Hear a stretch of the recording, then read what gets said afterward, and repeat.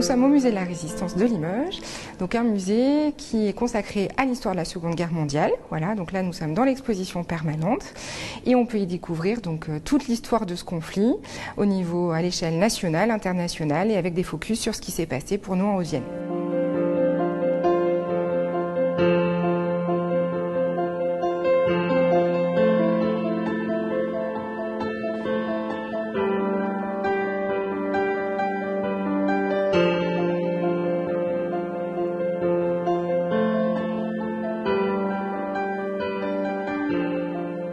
L'exposition Spirou, c'est une exposition qui a été faite par le musée de la Résistance de Lyon en partenariat avec Émile Bravo, donc l'auteur actuel des bandes dessinées de Spirou.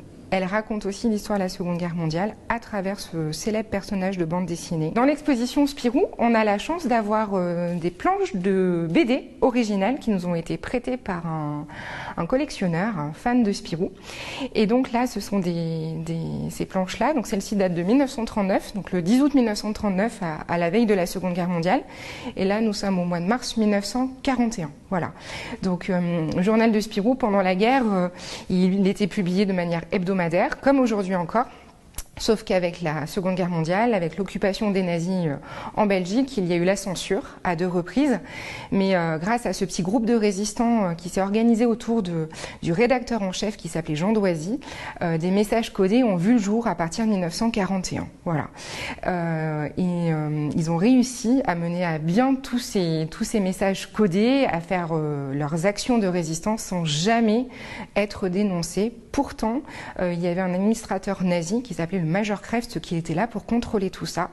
Et en fait, on sait grâce aux archives-là que ce monsieur avait tout compris, mais en fait, il n'a jamais rien dit. Donc lui aussi, c'était un résistant du côté des nazis qui a dit non à Hitler, non au nazisme et qui a aussi fait bien sûr une incroyable action de résistance. Donc le journal de Spirou, dans un premier temps, a été sauvé pour ça. En réserve, on a un objet qui est totalement atypique et assez unique puisque c'est un masque à gaz, mais celui-là il est exceptionnel puisque c'est un masque à gaz pour bébés.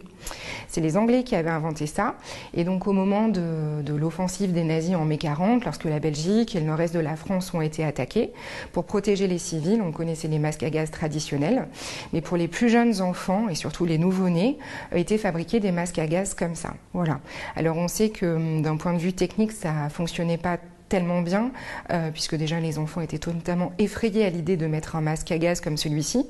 Et on sait aussi que les gaz toxiques pouvaient passer, mais c'était voilà, un moyen de se défendre passivement face à ces bombardements. Pour les vacances scolaires, nous faisons des visites famille les lundis. Donc les lundis sont consacrés à la visite de l'exposition Spirou, une enfance sous l'occupation, voilà, à partir de l'âge de 9 ans.